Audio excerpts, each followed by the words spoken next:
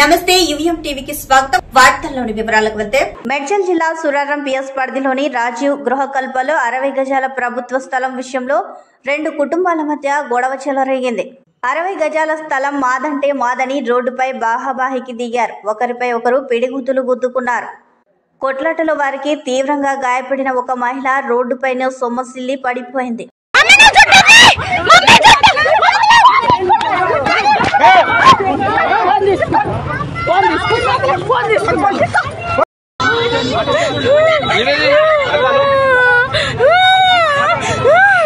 ప్రభుత్వ పాఠశాలలపై సీఎం రేవంత్ రెడ్డి మరో కీలక నిర్ణయం. తెలంగాణ ప్రభుత్వ పాఠశాలలపై ముఖ్యమంత్రి రేవంత్ రెడ్డి మరో కీలక నిర్ణయం తీసుకున్నారు. విద్యార్థులు రావట్లేదని, సింగిల్ టీచర్ ఉన్న పాఠశాలలను మూసివేయొద్దని సంబంధిత అధికారులను ఆదేశించారు. గత బీఆర్ఎస్ ప్రభుత్వంలో సర్కారు పాఠశాలలను సరిగా పట్టించుకోలేదని, విద్యార్థులు తీవ్ర ఇబ్బందులు పడ్డారని ఆవేదన వ్యక్తం చేశారు. కేసీఆర్ ప్రభుత్వం మౌలిక వసతులపై దృష్టి కేంద్రీకరించకపోవడం వల్లే ఈ పరిస్థితి వచ్చిందని అన్నారు. ప్రభుత్వానికి సలహాలు ఇవ్వాలి. ప్రతి గ్రామం, ప్రతి తాండాకు విద్యను అందించేలా తమ ప్రభుత్వం ముందుకెళ్తుందని ఉద్ఘాటించారు. శిథిలావస్థకు చేరిన అన్ని ప్రభుత్వ పాఠశాలల భవనాలను పునర్నిర్మించేందుకు 2000 కోట్లతో పనులు ప్రారంభించామని ముఖ్యమంత్రి రేవంత్ రెడ్డి వెల్లడించారు. విద్యార్థులను బడిలో చేర్చేందుకు ప్రొఫెసర్ జయశంకర్ బడిబాట కార్యక్రమాన్ని తమ ప్రభుత్వం నిర్వహిస్తోందని ప్రకటించారు. 90% ఐఏఎస్, ఐపీఎస్ అధికారులు ప్రభుత్వ పాఠశాలల్లో చదివిన వారేనని గుర్తు చేశారు. తనతో సహా ప్రముఖ రాజకీయ నాయకులంతా ఒకప్పుడు ప్రభుత్వ పాఠశాలల్లో చదివిన వారేనని అన్నారు. గ్రీన్ ఛానల్ ద్వారా నిధులు విడుదల చేయాలని అధికారులను ఆదేశించారు. ప్రభుత్వ పాఠశాలల్లో సెమీ రెసిడెన్షియల్ విధానాన్ని అమలు చేసే అంశాన్ని ప్రభుత్వం పరిశీలిస్తోందని అన్నారు. ఈ సందర్భంగా సీఎం రేవంత్ రెడ్డి మాట్లాడుతూ, తమ ప్రభుత్వానికి భేషజాలు లేవు. ఎవరైనా సలహాలు, సూచనలు ఇస్తే స్వీకరించడానికి ప్రభుత్వం సిద్ధంగా ఉందని అన్నారు. ఇలాంటి కార్యక్రమాన్ని ప్రభుత్వం అధికారికంగా నిర్వహిస్తే బాగుండేదని అన్నారు. వందే భారత ఫౌండేషన్కు సీఎం అభినందనలు తెలిపారు. వందే మాతరం ఫౌండేషన్ ఇలాంటి మంచి కార్యక్రమం ద్వారా తమ బాధ్యతను గుర్తు చేసిందని తెలిపారు. ప్రైవేట్ పాఠశాలలో పోటీ పడి సర్కార్ పాఠశాలల విద్యార్థులు రాణించడం ప్రభుత్వానికి గర్వకారణమని అభినందించారు. కార్పొరేట్ పాఠశాలలతో ప్రభుత్వ విద్యార్థులు పోటీ పడడం గౌరవాన్ని మరింత పెంచిందని ఉద్ఘాటించారు. విద్యార్థులకు హృదయపూర్వక అభినందనలని తెలిపారు. 5 రోజుల ముందు వేటకు వెళ్లిన కాకినాడ జిల్లా పిఠాపురం నియోజకవర్గం కొత్తపల్లి మండల మత్స్యకారులు చేపలు తరలించేందుకు రేవులో ఇతర రాష్ట్రాల వాహనాలు, ఆటోలు. అమీనాబాద్ రేపు కిటకిట పట్టించుకోని మత్స్యశాఖ అధికారులు. ఇంకా ప్రభుత్వం అందించని మత్స్యశాఖ వేటకు నిషేధ పరిహారం.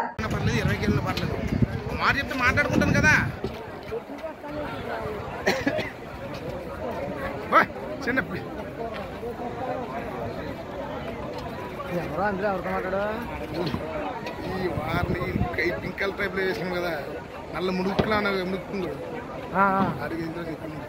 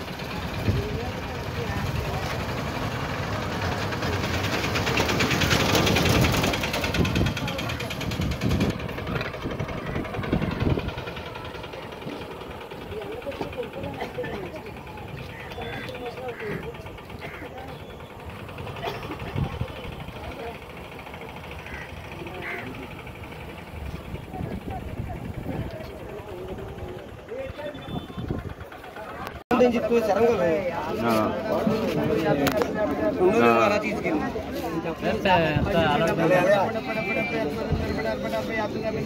చెప్తున్నాను కదా.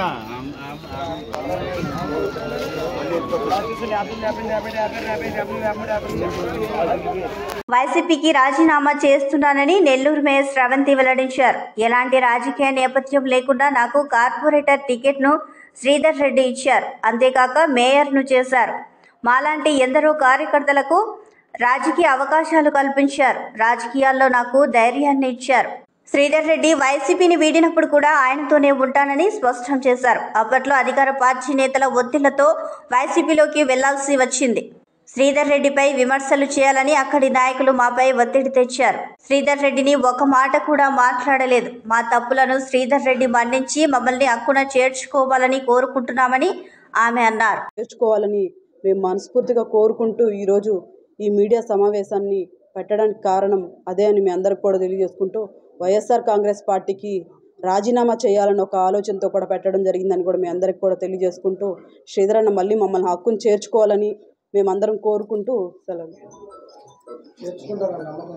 అంటే కష్టకాలం వదిలేశారు కదా, అంటే ఇప్పుడు ఒత్తిడిలో అన్నారు, కేసులు అన్నారు, అయినా కూడా కొందరు కేసులు దాకా పెట్టించుకున్నారు, జైలు కూడా మీరు మాత్రం అలాంటి పరిస్థితి లేకుండా మీరు కష్టకాలంలో రోడ్డును వదిలేశారు. మీరు ఉన్న అపవాది మీకు అందరం ఇచ్చినటువంటి శ్రీధరాన్ని మీరు నడి రోడ్లో వదిలేశారు కష్టకాలంలో. ఇప్పుడు మళ్ళీ వస్తున్నాం మేము, అధికారం వచ్చింది కాబట్టి అన్నారు. దీనికి మీరు ఇచ్చే సమాధానం మేము మీరు ప్లీజ్ రిక్వెస్ట్ చెప్తాను. నేను చెప్తాను తర్వాత మేయర్ గారు కూడా ప్లీజ్ రిక్వెస్ట్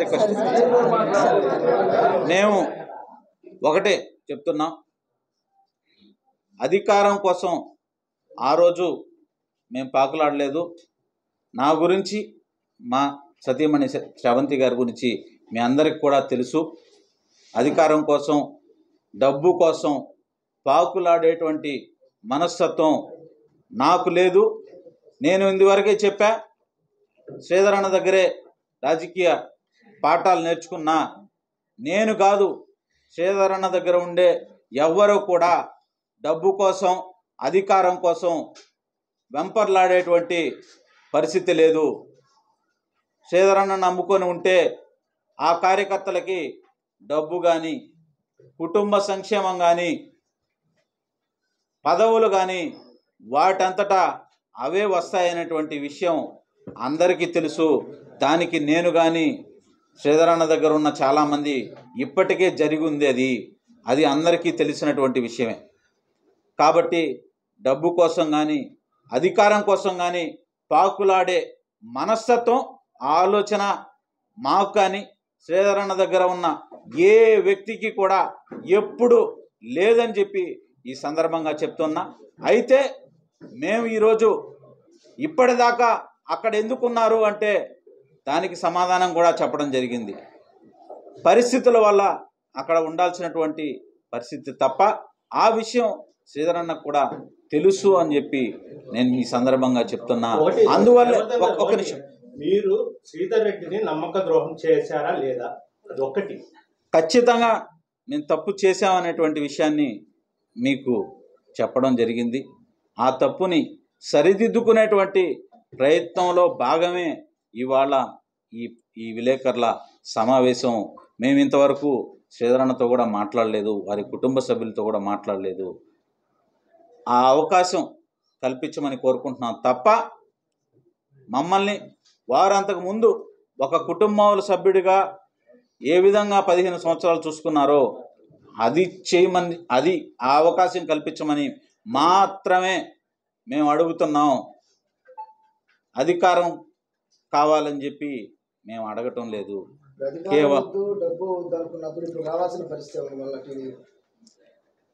మేము ఇప్పటి వరకు ఎందుకు రాలేదు అంటే అప్పుడు ఉన్నటువంటి అధికార పార్టీ కల్పించినటువంటి పరిస్థితుల వల్లనే మేము అక్కడ ఉండడం జరిగింది. అంతేకాని వేరే ఉద్దేశం లేదు. మేయర్ గారు, కార్పొరేషన్లో కమిషనర్ గారి సంతకం ఫోర్జరీ జరిగినటువంటి ఒక విషయం ఈరోజు గత 5 రోజులుగా కూడాను నువ్వు చెయ్యాలి అని చెప్పి నన్ను కోరడం, ఆ రోజు నా నమ్మకం ఏదైతే ఉందో ఏదో ఒకరోజు శ్రీధర్ అన్న నాకు ఒక మంచి స్థానం కల్పిస్తారనే నమ్మకం ఏదైతే ఉందో అది నిజం అయింది. 12వ డివిజన్ నుంచి కార్పొరేటర్గా 12వ డివిజన్ మహిళ కావడంతో నాకు అవకాశం లేక నా సతీమణి అయినటువంటి శ్రవంతి గారికి ఆ అవకాశాన్ని శ్రీధరన్న కల్పించారు. అప్పుడు 12వ డివిజన్లో కూడా చాలామంది నాయకులు బయట నుంచి తీసుకొచ్చి ఇక్కడ కార్పొరేటర్గా పెట్టడం అని శ్రీధరన్న మీద ఒత్తిడి చేయడం కూడా జరిగింది. అంటే అప్పటికే ఆ డివిజన్ నుంచి చాలామంది నాయకులు శ్రీధరన్న నమ్ముకొని నాకంటే ముందు నుంచి కూడా ఉన్నటువంటి పరిస్థితి. కాకపోతే అది ఎస్టీ కావడం, వారందరినీ కూడా శ్రీధరన్న వారు ప్రతిపాదించిన పేరు కాకుండా వారందరినీ కూడా మెప్పించి దానికోసం చాలా స్ట్రగుల్ పడిన సందర్భం నాకు తెలుసు. చివరికి నాకు ఆ అవకాశం వచ్చే విధంగా వాళ్ళందరినీ కూడా మెప్పించి నాకు ఆ అవకాశం కల్పించడం జరిగింది. ఇదంతా కూడా మీ అందరికీ కూడా ప్రజలకు అందరికీ కూడా తెలుసు. అయితే జరగడం, నేను అక్కడ నా సతీమణి పోటీ చేసిన నామినేషన్ వేసిన 3 రోజులకే ఆ స్థానాన్ని ఏకగ్రీవం చేయాలని నిశ్చయించుకొని ఆలోచన చేసి దానికి అన్ని విధాలుగా అందరినీ కూడా మెప్పించి ఏకగ్రీవం చేయడం జరిగింది.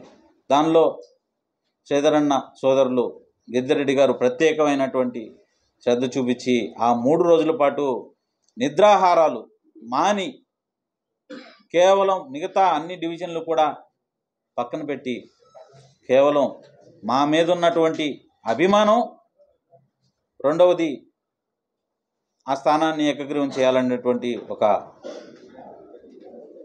ఆలోచనతో మాకు వాస్తవంగా అయితే ఎన్నికలంటే ఎన్నో కష్టాలు ఉంటాయి.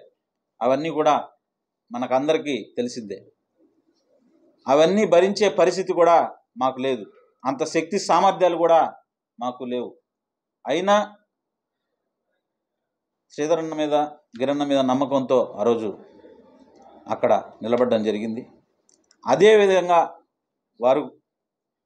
వారి శక్తి సామర్థ్యాలన్నీ ఉపయోగించి వారందరినీ కూడా మెప్పించి మమ్మల్ని ఏకగ్రీవంగా చేయడం జరిగింది. తర్వాత మేము ఎప్పుడు కూడా శ్రీధరన్నతోనే, ఏ రోజు కూడా పార్టీ అనే మాట మాకు లేదు. శ్రీధరన్న వెంటే ఉంటాం అనేదే ఎప్పుడు కూడా ఉన్నింది. అది అందరికీ కూడా తెలిసినటువంటి విషయమే.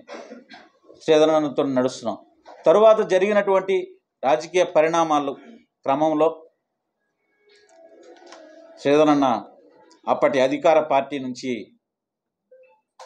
పార్టీ శ్రీధరన్న మీద పెట్టుకున్నటువంటి కక్ష పూరితమైనటువంటి నిర్ణయాలతో శ్రీధరన్న పార్టీకి దూరంగా వెళ్ళడం జరిగింది. దూరంగా జరిగినప్పుడు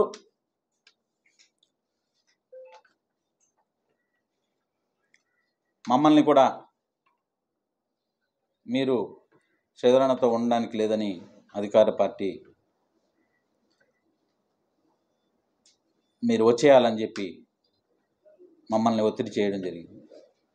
ఆ సందర్భంలో మేము ఒకటే చెప్పాం, నేను కానీ నా సతీమణి నగర మేయర్ అయినటువంటి సతీమణి శ్రవంతి కానీ,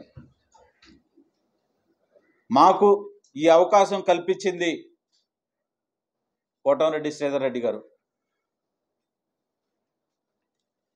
ఎంతోమంది డబ్బు సంచులతో తిరిగినా, సిఫారసులు చేసిన ఏ ఒక్కటి కూడా పట్టించుకోకుండా, కనీసం ఆలోచన కూడా చేయకుండా వారి గురించి మాకు అవకాశం కల్పించారు. మేము శ్రీధరన్నతోనే నడుస్తామని చెప్పి గంటాపదంగా ఆ రోజు ఎటువంటి ఆలోచన లేకుండా మేము చెప్పినటువంటి విషయం అందరికీ, నెల్లూరు నగర ప్రజలందరికీ కూడా తెలిసిందే. అయితే ఆ రోజు మేము చెప్పిన తర్వాత మాకు కోట్ల రూపాయలు డబ్బులు ఇస్తాం, ఫ్లాట్లు ఇస్తాం అని చెప్పి అధికార పార్టీ ఏ విధంగా ప్రలోభ పెట్టిందో అందరికీ తెలిసినటువంటి విషయం.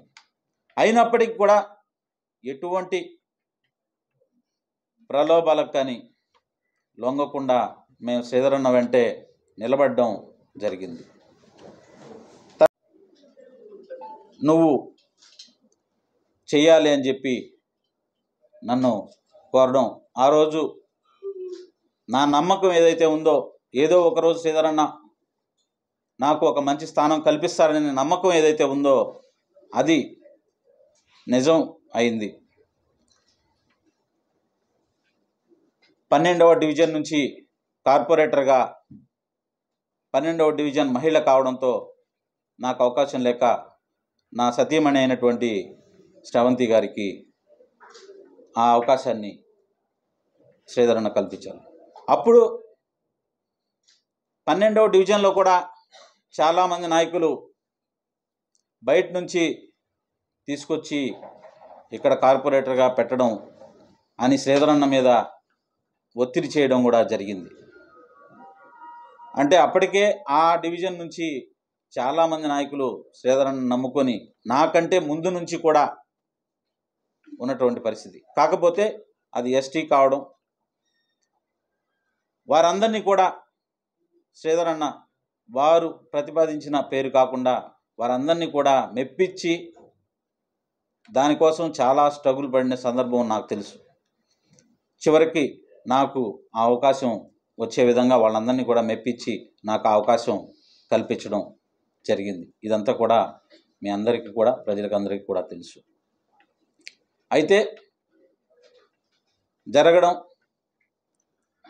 నేను అక్కడ నా సతీమణి పోటీ చేసిన నామినేషన్ వేసిన 3 రోజులకే ఆ స్థానాన్ని ఏకగ్రీవం చేయాలని నిశ్చయించుకొని ఆలోచన చేసి దానికి అన్ని విధాలుగా అందరినీ కూడా మెప్పించి ఏకగ్రీవం చేయడం జరిగింది.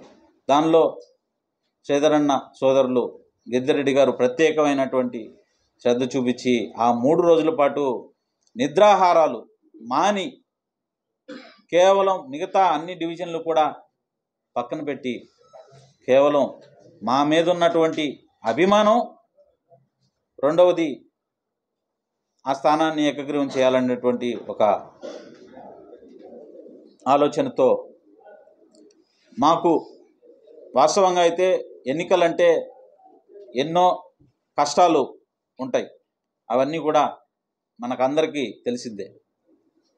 అవన్నీ భరించే పరిస్థితి కూడా మాకు లేదు, అంత శక్తి సామర్థ్యాలు కూడా మాకు లేవు. అయినా శ్రీధరన్న మీద, గిరన్న మీద నమ్మకంతో ఆ రోజు అక్కడ నిలబడడం జరిగింది. అదేవిధంగా వారి శక్తి సామర్థ్యాలన్నీ ఉపయోగించి వారందరినీ కూడా మెప్పించి మమ్మల్ని ఏకగ్రీవంగా చేయడం జరిగింది. తర్వాత మేము ఎప్పుడు కూడా శ్రీధరన్నతోనే, ఏ రోజు కూడా పార్టీ అనే మాట మాకు లేదు, శ్రీధరన్న వెంటే ఉంటాం అనేదే ఎప్పుడు కూడా ఉన్నింది. అది అందరికీ కూడా తెలిసినటువంటి విషయమే. శ్రీధరన్నతో నడుస్తున్నాం. తరువాత జరిగినటువంటి రాజకీయ పరిణామాలు క్రమంలో శ్రీధరన్న అప్పటి అధికార పార్టీ శ్రీధరన్న మీద పెట్టుకున్నటువంటి కక్ష పూరితమైనటువంటి నిర్ణయాలతో శ్రీధరన్న పార్టీకి దూరంగా వెళ్ళడం జరిగింది. దూరంగా జరిగినప్పుడు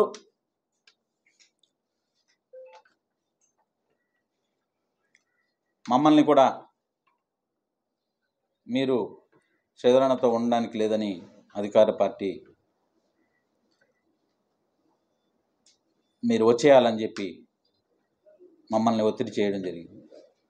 ఆ సందర్భంలో మేము ఒకటే చెప్పాం, నేను కానీ నా సతీమణి నగర మేయర్ అయినటువంటి సతీమణి శ్రవంతి కానీ, మాకు ఈ అవకాశం కల్పించింది కోటంరెడ్డి శ్రీధర్ రెడ్డి గారు. ఎంతోమంది డబ్బు సంచులతో తిరిగినా, సిఫారసులు చేసినా ఏ ఒక్కటి కూడా పట్టించుకోకుండా, కనీసం ఆలోచన కూడా చేయకుండా వారి గురించి మాకు అవకాశం కల్పించారు. మేము శ్రీధరన్నతోనే నడుస్తామని చెప్పి గంటాపదంగా ఆ రోజు ఎటువంటి ఆలోచన లేకుండా మేము చెప్పినటువంటి విషయం అందరికీ, నెల్లూరు నగర ప్రజలందరికీ కూడా తెలిసిందే. అయితే ఆ రోజు మేము చెప్పిన తర్వాత మాకు కోట్ల రూపాయలు డబ్బులు ఇస్తాం, ఫ్లాట్లు ఇస్తాం అని చెప్పి అధికార పార్టీ ఏ విధంగా ప్రలోభ పెట్టిందో అందరికీ తెలిసినటువంటి విషయం. అయినప్పటికీ కూడా ఎటువంటి ప్రలోభాలకు కానీ లొంగకుండా మేము శ్రీధరన్న వెంటే నిలబడడం జరిగింది. నువ్వు చెయ్యాలి అని చెప్పి నన్ను కోరడం, ఆ రోజు నా నమ్మకం ఏదైతే ఉందో, ఏదో ఒకరోజు శ్రీధరన్న నాకు ఒక మంచి స్థానం కల్పిస్తారనే నమ్మకం ఏదైతే ఉందో అది నిజం అయింది. 12వ డివిజన్ నుంచి కార్పొరేటర్గా 12వ డివిజన్ మహిళ కావడంతో నాకు అవకాశం లేక నా సతీమణి అయినటువంటి శ్రవంతి గారికి ఆ అవకాశాన్ని శ్రీధరన్న కల్పించారు. అప్పుడు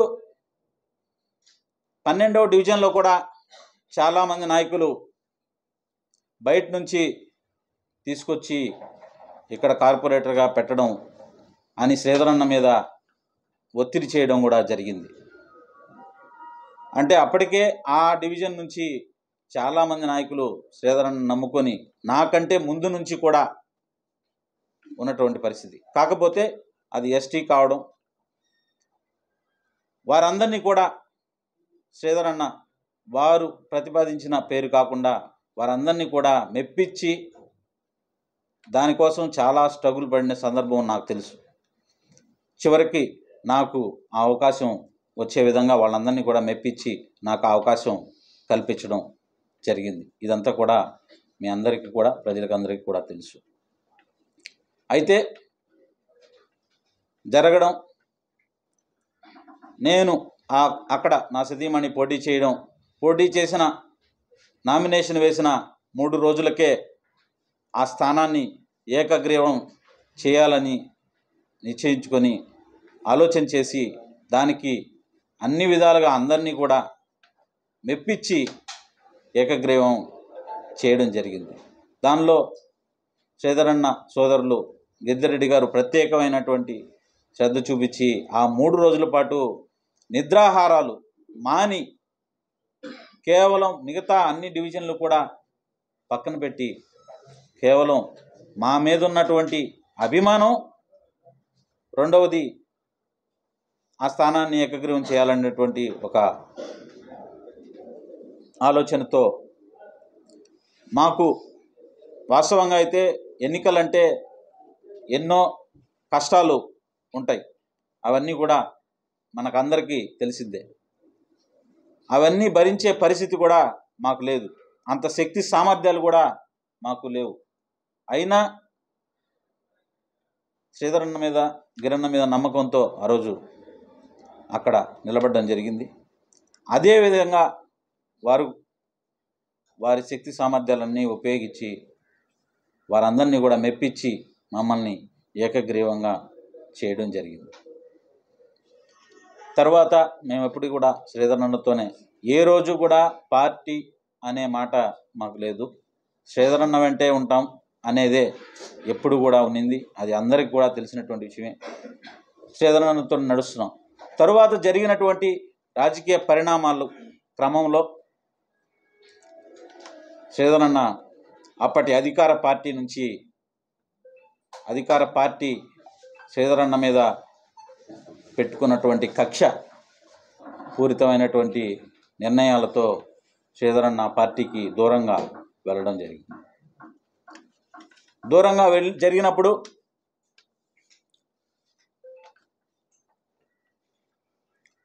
మమ్మల్ని కూడా మీరు శ్రీధరన్నతో ఉండడానికి లేదని అధికార పార్టీ మీరు వచ్చేయాలని చెప్పి మమ్మల్ని ఒత్తిడి చేయడం జరిగింది. ఆ సందర్భంలో మేము ఒకటే చెప్పాం, నేను కానీ నా సతీమణి నగర మేయర్ అయినటువంటి సతీమణి శ్రవంతి కానీ, మాకు ఈ అవకాశం కల్పించింది కోటంరెడ్డి శ్రీధర్ రెడ్డి గారు. ఎంతోమంది డబ్బు సంచులతో తిరిగినా, సిఫారసులు చేసినా ఏ ఒక్కటి కూడా పట్టించుకోకుండా, కనీసం ఆలోచన కూడా చేయకుండా వారి గురించి మాకు అవకాశం కల్పించారు. మేము శ్రీధరన్నతోనే నడుస్తామని చెప్పి గంటాపదంగా ఆ రోజు ఎటువంటి ఆలోచన లేకుండా మేము చెప్పినటువంటి విషయం అందరికీ, నెల్లూరు నగర ప్రజలందరికీ కూడా తెలిసిందే.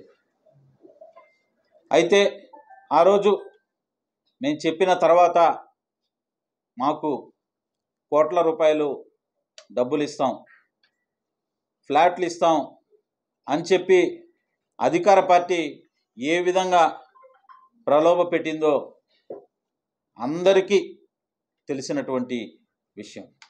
అయినప్పటికీ కూడా ఎటువంటి ప్రలోభాలకు కానీ లొంగకుండా మేము శ్రీధరన్న వెంటే నిలబడడం జరిగింది. తప్పించాం.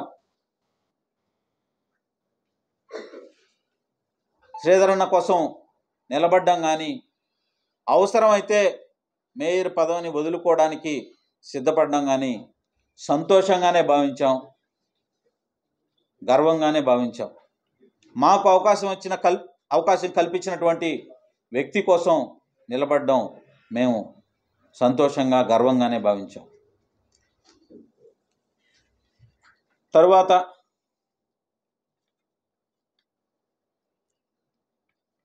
జరిగినటువంటి రాజకీయ పరిస్థితులు అందరికీ కూడా తెలుసు. ఈ సందర్భంగా మేము వచ్చిన తర్వాత ఈరోజు కూడా శ్రీధరన్నతో ఎప్పుడు కూడా మాట్లాడలేదు. ఈరోజు ఈ సమావేశం విషయం కూడా వారికి మేము చెప్పలేదు. జరిగినటువంటి తప్పుని సరిదిద్దుకునే అవకాశం ఉంది అని మేము ఈరోజు భావించి ఈరోజు ఈ విలేకరుల సమావేశం ఏర్పాటు చేయడం జరిగింది. ఈ మీడియా సాక్షిగా, ప్రజల సాక్షిగా నేను శ్రీధరన్నని కోరుకునేది ఒకటే, శ్రీధరన్నను కానీ శ్రీధరన్న కుటుంబ సభ్యులను కానీ కోరుకునేది ఒకటే. ఎటువంటి పరిస్థితుల్లో మేము ఆ తప్పిదం చేయాల్సి వచ్చిందో మీకు తెలుసు. అధికార పార్టీ ఎటువంటి ఇబ్బందులకు గురి చేసిందో శ్రీధరన్నకు కానీ వారి కుటుంబ సభ్యులకు కానీ తెలుసు. మేము మారిన తర్వాత కూడా శ్రీధరన్న ఎక్కడా కూడా మా గురించి కానీ, నా సతీమణి శ్రవంతి గురించి కానీ, వారి పరిస్థితుల్ని అర్థం చేసుకున్నానని చెప్పారే తప్ప,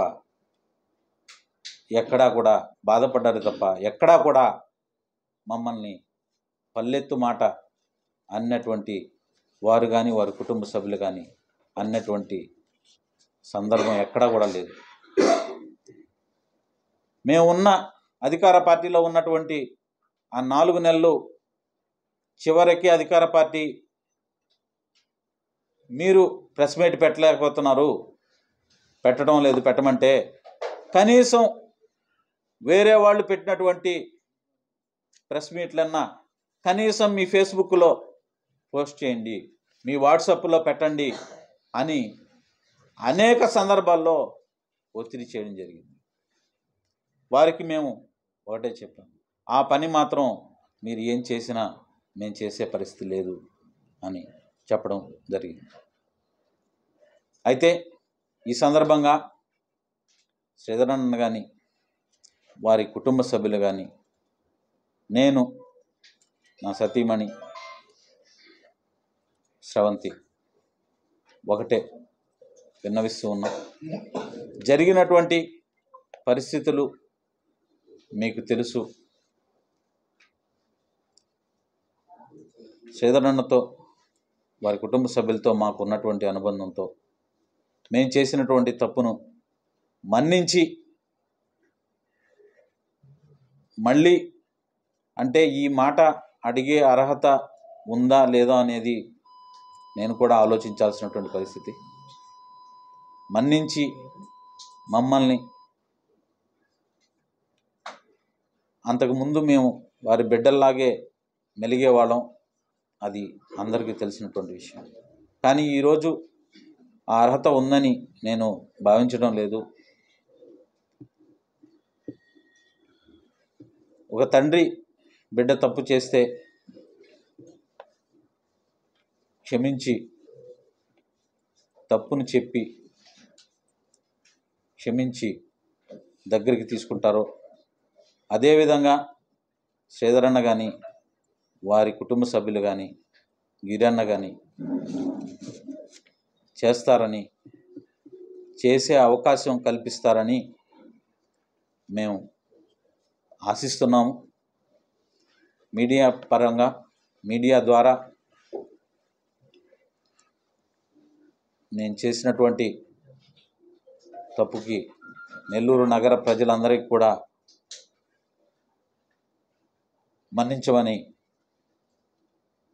కోరుకుంటూ మళ్ళీ గంజాయి మత్తులో యువకులు వీరంగం. శ్రీకాకుళం జిల్లా రేగిడి మండలం బూరాడ గ్రామ సెంటర్లో గంజాయి మత్తులో 3 యువకులు వీరంగం సృష్టించారు.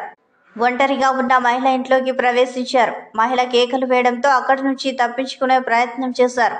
వారిని పట్టుకున్న గ్రామస్తులపై పట్టుకున్న యువకులను మీరు ఎవరు అని ప్రశ్నించగా గ్రామస్తులపై ఆ 3 యువకులు రాళ్లు రువ్వడంతో పలువురికి తీవ్ర గాయాలయ్యాయి. 2 యువకులు తప్పించుకొని పారిపోయారు. ఒకరిని గ్రామస్తులు పట్టుకున్నారు. పట్టుకున్న యువకుడి వద్ద గంజాయి ప్యాకెట్లను గుర్తించారు. ఆ యువకుడిని పట్టుకుని పోలీసులకు అప్పగించారు. 3 యువకులు వచ్చారు, గంజాయితో వచ్చారు. ఒక ఇంట్లో దూరారు. దూరిన తర్వాత కేకలేసారు. ఏంటంటే మీకు ఎలా తెలిసింది వాళ్ళు వచ్చినట్టు? మధ్యలో సందు ఉంది. ఆ సందులో వాళ్ళు తోకడంతో ఆ పాప చూసి కేకలు వేసింది. ఇక్కడికి వచ్చి ఈ ఫ్రాక్చర్ అయ్యింది. ఫస్ట్ స్టార్టింగ్ మాత్రం నీళ్ళను రాళ్ళు వర్షం మొత్తం కురిపించారండి నా మీద. మా పక్కింట్లో ఏంటంటే చిన్న ప్లహారీ ఉంది. ఆ ప్లహారీ మంచి ఏంటంటే మా పక్కింట్లో దూకరించుకుని చెప్తుంది మా చెల్లె.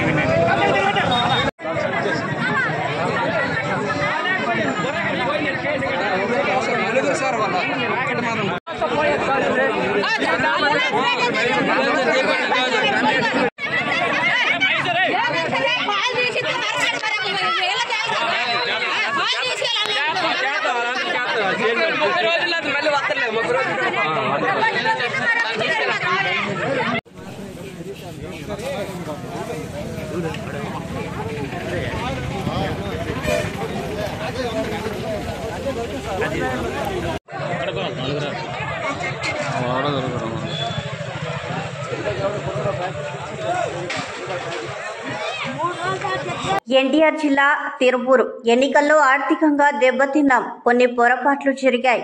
ఐప్యాడ్ టీం మోసం చేశారు, ఆరా మస్తాన్ అడ్డంగా ముంచేశాడు. నిన్న సాయంత్రం జరిగిన తిరుపూరు నియోజకవర్గ వైసీపీ నాయకుల ముఖ్య సమావేశంలో ఎమ్మెల్యే అభ్యర్థి నల్లగట్ల స్వామిదాసు కామెంట్స్. చాలా మంది ఆర్థికంగా దెబ్బతిన్నారు, కొంత పొరపాట్లు జరిగినాయి. ఆ ఐప్యాక్ టీమ్ దానిలో జగన్మోహన్ రెడ్డి గారు మాట్లాడినటువంటి భరోసా ఏదైతే మనం గెలుస్తున్నాం అని చెప్పి అన్నారు. మా తర్వాత ఆరాం వస్తానని ఒక సర్వేలు అందరూ కూడా ఇదివరకు లగడపాటి ముంచినట్టు వాళ్ళందరినీ మనల్ని ఆరాం వస్తాను ముంచేశాడు. చాలా మంది ఆర్థికంగా నష్టపోయారు. అయినా కానీ మనం కాలమే మళ్ళీ తిరిగి డబ్బులు సంపాదించుకోవచ్చులే కానీ. ద్విచక్ర వాహనాలను చోరీ చేస్తున్న 2 నిందితులను అరెస్ట్ చేసిన బోయన్పల్లి పోలీసులు. నిందితుల నుండి 8 లక్షల విలువైన 14 ద్విచక్ర వాహనాలు స్వాధీనం. నకిలీ ఆర్సీలు తయారు చేసి విక్రయించినట్లు తెలిపిన డీసీపీ రోహిణి ప్రియదర్శిని 4 నకిలీ ఆర్సీలు కూడా స్వాధీనం చేసుకుని నిందితులను రిమాండ్కు తరలించారు.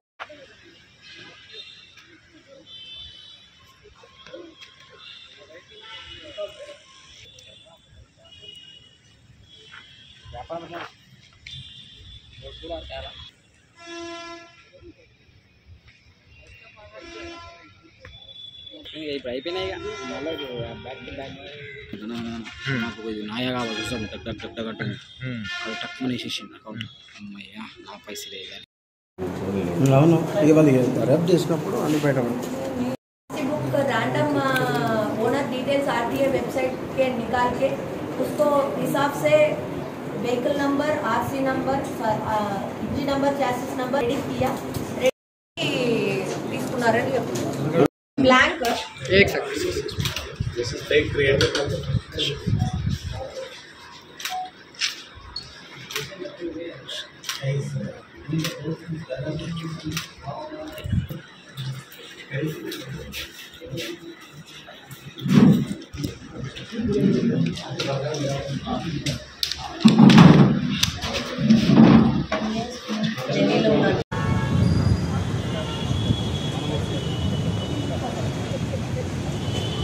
చిత్తూరు జిల్లా కుప్పంలో వైసీపీ కార్యకర్త రాజేంద్ర సెల్ఫీ వీడియో వైరల్ గా మారింది. కుప్పంలో నీతి నిజాయితీగా ఉన్న వైసీపీ కార్యకర్తలు ధైర్యంగా ఊర్లలో తిరుగుతున్నామని, అక్రమాలు అన్యాయాలు చేసిన రెస్కో చైర్మన్ సెల్తిల్ పరారయ్యాడని వీడియోలో పేర్కొనడం కుప్పంలో హాట్ టాపిక్ గా మారింది. అధికారంలో ఉన్నప్పుడు అవినీతి ద్వారా కోట్లు కూడగట్టుకోవడం మినహా కార్యకర్తలకు ఏమీ చేయకపోవడంతోనే ఈ పరిస్థితి దాపురించిందని రాజేంద్ర నిప్పులాంటి నిజాలను వీడియో సందేశంలో పేర్కొన్నాడు. కుప్పంలో ప్రధాన వైసీపీ నాయకులు ఊరు వదిలి పారిపోతే సామాన్య కార్యకర్తల పరిస్థితి ఏమిటని ప్రశ్నించారు. ప్రస్తుతం ఈ వీడియోలు సామాజిక మాధ్యమాలలో వైరల్ గా మారింది.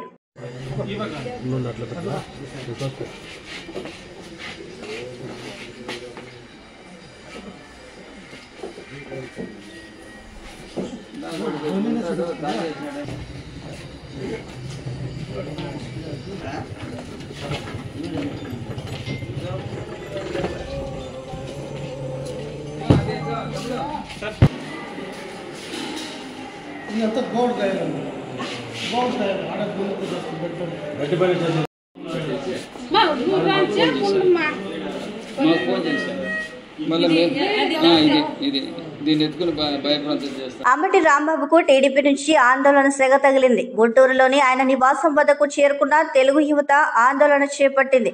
ఆయన ఇంటి వైపు దూసుకెళ్లే ప్రయత్నం చేసిన తెలుగు యువత కార్యకర్తలను పోలీసులు అడ్డుకున్నారు. దీంతో కాస్త ఉద్రిక్తత వాతావరణం చోటు చేసుకుంది. అయితే అంబటి రాంబాబు చిత్రపటానికి బొట్టు పెట్టి చంద్రబాబు ముఖ్యమంత్రిగా ప్రమాణ స్వీకారం చేస్తున్న మహోత్సవానికి ఆహ్వానించారు.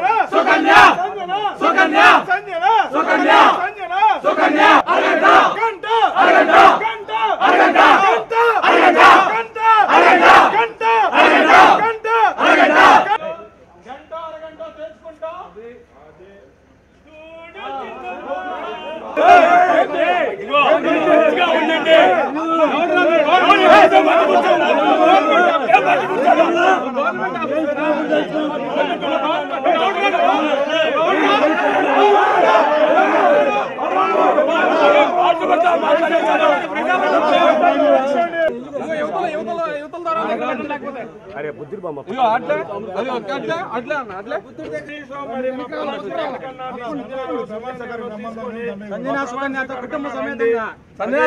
కుటుంబ సమేతంగా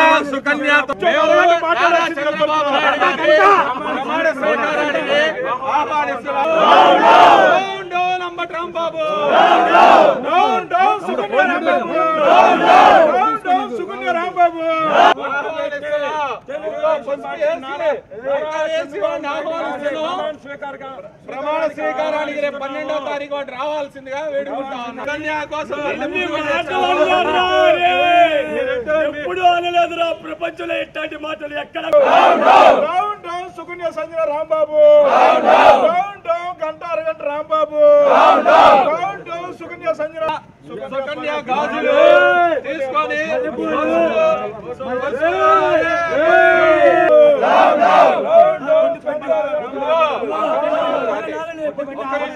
ఇంటి ముందు ఇవాళ మేము చేయాల్సి వచ్చింది, లేకపోతే ఇవాళ ఈ అవసరం కూడా మాకు వచ్చేది కాదు. గంట కానీ అరగంట దాటితే వీడి మాటలు ఏ అసెంబ్లీలోకి పల్లెత్తి మాట అంటే పొళ్ళు ఊడగొడతారా రాంబోతు రాంబాబు, ఒక్కటే గుర్తు పెట్టుకో. జోలికొస్తే మా పవన్ కళ్యాణ్ జోలికొచ్చినా సరే నీకు పుచ్చ పగలగొట్టే సీను సితారం అయిద్దని చెప్పి కూడా ఈ సందర్భంగా హెచ్చరిస్తా ఉన్నా.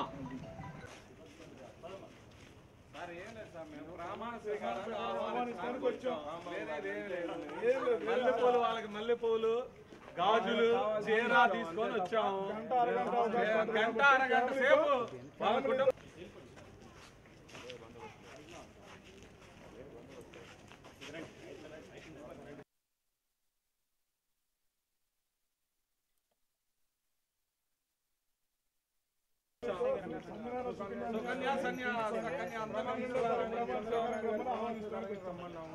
అంత నుంచి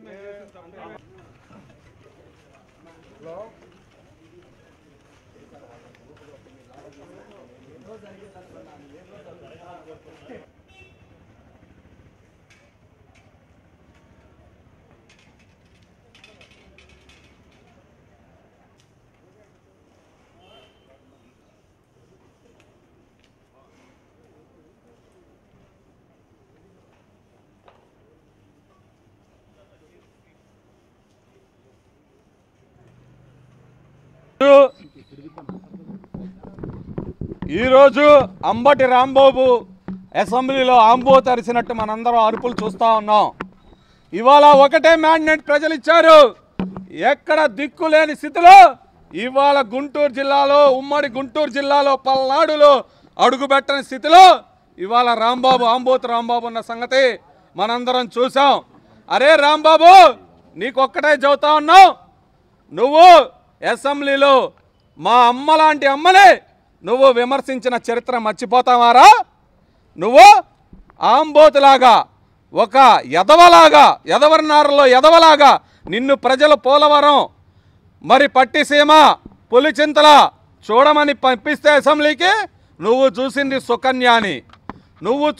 సుకన్యాని, గంట అరగంట అని చెప్పి ఆ సుకన్యాలతో ఆడుకోవటమే నీకు పట్టిన దరిద్రంరా. ఇవాళ నీ వైసీపీ ప్రభుత్వం కూడా గంట అరగంట కాళ్ళతో మునిగిపోయి ఇవాళ ఎలాంటి పరిస్థితులు ఉన్నాయో ఆంధ్రప్రదేశ్ రాష్ట్రంలో మనందరం చూసాం. ఒకటే గుర్తుపెట్టుకో రాంబాబు, నువ్వు ఇంకొకసారి గనక మా నాయకుల్ని ఎవరినైనా విమర్శిస్తే నీ పుచ్చ పగలగొట్టి పళ్ళు రాలగొట్టి నీ ఇంటి ముందు వేస్తామని కూడా ఈ సందర్భంగా హెచ్చరిస్తా ఉన్నాం. అరే అంబటి రాంబాబుగా ఎటకారంగా మాట్లాడి ఒక నవ్వులు చిందిస్తూ నువ్వు జోకర్వో కమిడియన్వో మంత్రివో అర్థం కాని పరిస్థితిలో రాష్ట్రం 2.5 సంవత్సరాలు నువ్వు చేసిన తీరు, దానన్నిటికీ మించి ఆంధ్రప్రదేశ్కి అమ్మ లాంటి భువనేశ్వరమ్మ మీద నువ్వు వేసిన నింద నా కొడక ఇప్పుడు కూడా ప్రతి ఒక్క తెలుగువారి రక్తం నర్రనాన పొంగుతూ ఉంది. గుర్తుపెట్టుకో. ఇంకొకసారి నువ్వు నీ పరిస్థితులను మార్చుకోకుండా లోకేష్ గారిని కానీ, చంద్రబాబు నాయుడు గారిని కానీ, పవన్ కళ్యాణ్ గారిని కానీ, మా తెలుగుదేశం పార్టీ ఏ నాయకుడినైనా ఏ కార్యకర్తనైనా విమర్శిస్తే నా కొడక గుడ్డ రోడ్డు తీసి నన్ను రోడ్డు మీద కొట్టుకుంటూ చేసిపోతావు అని చెప్పి నీ ఇంటి ముందు నుంచి సవాల్ చేస్తున్నావు. గుర్తుపెట్టుకో రాంబాబు, ఏం చేశావు నువ్వు? 2.5 సంవత్సరాలు నువ్వు ఇరిగేషన్ మినిస్టర్గా ఉండి నువ్వు పోలవరం గురించి నీకు తెలుసా? పట్టిసీమ గురించి నీకు తెలుసా? నీకు తెలిసింది ఒకటే, ఈ వైసీపీ క్యాబినెట్లో తెలిసింది ఒకటే, సంజన, సుకన్య, అరగంట, గోరంట్ల మాధవ్, ఇవి మీరు చేసింది. ఇంకొక మంత్రి మీ వైఎస్ఆర్ కాంగ్రెస్ పార్టీకి రోజులు చెల్లించారు. మీ పాలన చూసి ప్రజలు 164 సీట్లతో తెలుగుదేశం పార్టీకి మ్యాండేట్ ఇచ్చారు. గుర్తుపెట్టుకోండి, మీరు ఎవరైనా సరే వైసీపీ నాయకులందరికీ ఒకటే వార్నింగ్ ఇస్తా ఉన్నాం. ఒళ్ళు దగ్గర పెట్టుకొని మాట్లాడండి నా కొడకల్లారా. గుర్తుపెట్టుకోండి, ఒక్కొక్కడిని పోయిస్తా. ఎవరైనా ఎక్కువ తక్కువ మాట్లాడితే నడి రోడ్డు మీద బట్టలోడు తీసి కొట్టుకుంటూ తెచ్చిపోతామని చెప్పి తెలియజేస్తా ఉన్నాం. ఒకటే గుర్తుపెట్టుకోండి, ఏదైనా ఉంటే రాజకీయంగా విమర్శలు చేయాలి, కానీ మీరు ఇట్లా వ్యక్తిగత విమర్శలు చేసి ప్రతి తెలుగు వాడి రక్తం మరిగేలా చేశారు. దానికి ప్రతిఫలం మొన్న చూశారు మీరు. గుర్తుపెట్టుకోండి, పరిస్థితులు ఇంకనైనా మార్చుకోకపోతే నా కొడకలారా మీరు రోడ్ల మీద రాలేదని చెప్పి తెలియజేస్తా ఉన్నాం. రుద్రారం గ్రామంలో దొంగల బీభత్సం. సంగారెడ్డి జిల్లా పటాన్ చెరువు మండలం రుద్రారం గ్రామంలో దొంగల బీభత్సం సృష్టించారు. గ్రామంలోని శివాలయం పక్కన గల 2 షాపులలో మరియు ఒక ఇంట్లో దొంగతనం, ఒక బైక్ను చోరీ చేశారు. ఆలయంలో గల హుండీలో నగదు, బంగారం, ఒక షాపులో ₹1,00,000 నగదు, మరొక షాపులో టీవీని దొంగలు ఎత్తుకెళ్లారు. పటాన్ చెరువు పోలీసులు ఘటనా స్థలానికి చేరుకుని సీసీ కెమెరాలను పరిశీలిస్తున్నారు.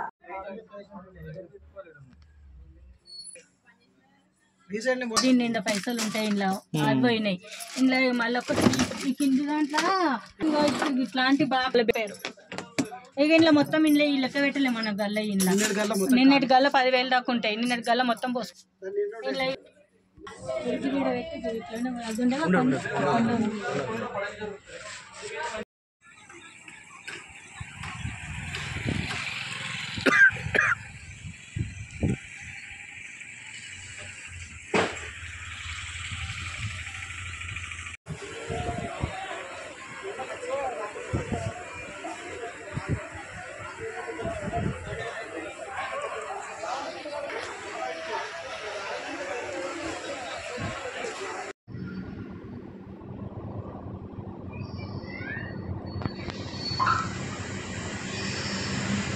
मुकर मुकर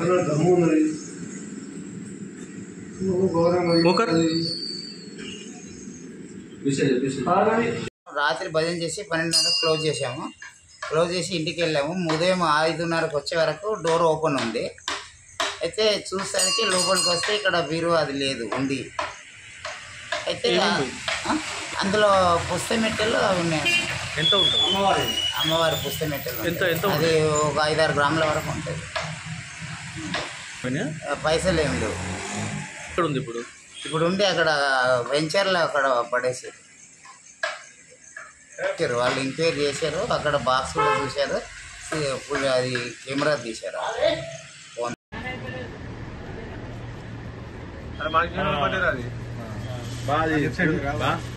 ఆయన జూమ్ చేయొచ్చా?